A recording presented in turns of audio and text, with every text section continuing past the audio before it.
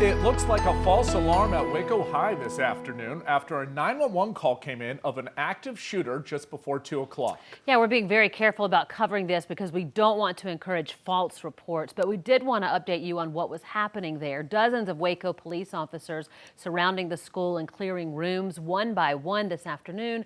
Officers are still on the scene right now with an active perimeter. Parents are waiting in lines to pick up their children at the event center there near campus. 25 News reporter Alicia Nespreto has been tracking this for the better part of 2 hours now. Alicia, thankfully no active shooter, but definitely some scary moments. Yes, definitely some scary moments. Right now, students. We begin with breaking news tonight. Former Baylor president and the lead investigator into President Clinton and Monica Lewinsky back in the 90s, Ken Starr, has died.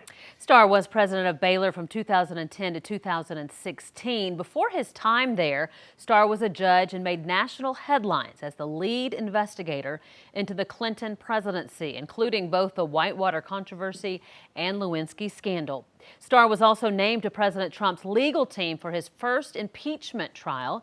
He also argued 36 cases in front of the Supreme Court. His family says that he died from surgical complications in Houston. He was 76 years old.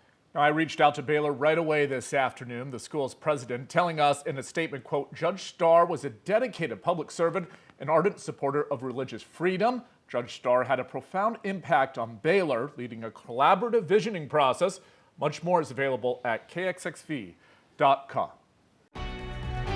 Connecting Central Texas. This is 25 News. I'll take it. Drop the gun! Drop the gun! Drop the gun! Dramatic police body cam footage released just hours ago of a high-speed chase that started here in Central Texas. Yeah, we do want to warn you, some of this footage is raw and sensitive, but this gives you a play-by-play of what happened Sunday night when authorities first started chasing a car in Bell County for reckless driving. Rescue. Connecting Central Texas. This is 25 News. We begin on this Tuesday with a developing story. Waco police and county sheriff's deputies evacuating Richland Mall earlier tonight as a precaution following a minor disturbance. Police later determined there was a fight between some teenagers outside the mall, and during that fight, some people ran inside a nearby store saying someone had a gun. Those individuals then ran into the mall yelling gun, and so with that everyone responded by also running out of the mall, and so once we were able to handle that scene and we were able to clear the scene, we realized that everyone was okay. Police say no weapon was found and no one has been arrested yet. The investigation is still ongoing. And one person is dead following a crash in Belmead near the Williams Road and Loop 340. This happened just a few hours ago. The sheriff's office telling us several other people were also taken to hospital. No word on their conditions. We'll update you online at KXXV.com. Good evening. We start tonight with breaking news: an active shooter situation unfolding at Killeen Mall. Killeen police say at least one victim was airlifted to Baylor Scott White Temple. The search tonight still on for the suspect. The mall was evacuated a couple of hours ago, but some people are still sheltering in place at this 10 o'clock hour inside. Jarrell Baker is live outside. Jarrell, what's the latest? Yeah, that's right, guys. Now, they're still sheltering in place inside the mall. They also have all the entrances to the mall blocked off. Now, KPD Police Chief Charles Campbell says that now the police say that they've received a call at 7:17 p.m. about shots fired at the mall. It was then upgraded to an active shooter situation. One person was shot multiple times and flown to a Bell County hospital. Chief Campbell says that right now they're evacuating people, but they're also searching for the suspect in the mall and in the nearby neighborhood. It's very early. We're still in the initial phases where we haven't started to interview. Before people can leave the area, they get an interview. So as we put all of those statements, hundreds of statements together, then we will piece together that puzzle of what really happened. As you can see, there's still people that are on scene. Now, Campbell says that He doesn't know when people will be evacuated or how long they'll be out here. But they do say that if you do have somebody that you need to pick up here at the mall, please come to the west side of the mall. That's right off of here off of W.S. Young. And also, if you have any information, any videos that you may have taken inside the mall, any pictures, please send them to KPD. Live in Killeen, Jarrell Baker, 25 News.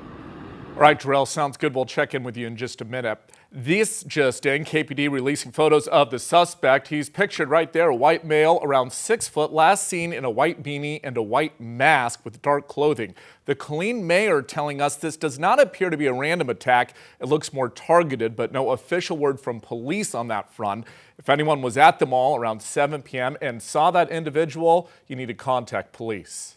And these pictures that you see here, taken from a woman inside the mall tonight. She tells us she took them as she entered the building near Bath & Body Works. She says everyone was running out of the mall as cops were running into the mall armed with AR-15s, and you see them right there.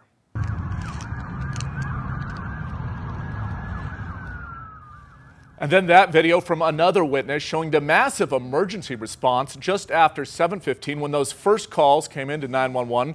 Killeen police again asking anyone with any photos or video from that area be sent to them via social media or by calling the department. I want to head back out to the scene. Our Leah McNeil is there. She has been talking to witnesses who saw this all unfold or heard it. Leah, what have you got? Well, Todd, some witnesses I spoke to say that it was pure chaos, adrenaline, and confusion. As soon as they heard shots coming from inside the Killeen Mall, I got the chance to speak to two people who were actually able to evacuate, one employee and one shopper, who say it all happened so fast. An embrace that felt like a lifetime is what Trinity Mahoney shared with her husband, who sped from Copper's Cove to Killeen after hearing of the shooting. Very shook because it could have happened to my store. Why did this happen? Like Mahoney, Monica Silcott heard the shots while shopping with her daughter. So my whole focus was just to grab my kid and run as fast as we could to somewhere that we could hide behind and see what was going on behind us. And that's what was scary, not knowing where they were. Both women now safe at home. The who, what, when, where, and why slowly being answered, but the what ifs linger. If it happened now, it can happen again. Now, at this point, we do not know if the mall will be open tomorrow. Mahoney tells me that she is still on the schedule to actually work tomorrow. She's a little shaken up, but she said she has to work with the holidays coming up. Silcott did say, again, she was out there with her daughter. Her immediate instinct was to grab her child and run for her life. Again, details are still unfolding with this case, but of course, as we learn more, we'll let you guys know on air, online, and on our website at KXXV.com. Live in Killeen, Leah McNeil, 25 News. Back to you, Todd.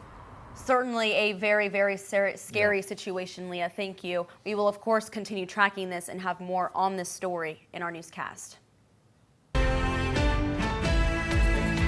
We continue following breaking news at Killeen Mall. Here is a live look at our Extraco Eagle Eye in Killeen, where one person has been shot and people still sheltering inside. We go back out live to our Jarrell Baker. Jarrell, any updates on the manhunt for a suspect tonight? Well, what I can tell you is that we haven't seen anybody. We begin on this Friday with some sad breaking news. A true Texas legend who called Waco home has died. Texas sports journalist and Waco native Dave Campbell passed away earlier today, according to the website he founded. Joining us to talk about the football legend is our very own Jack Allen.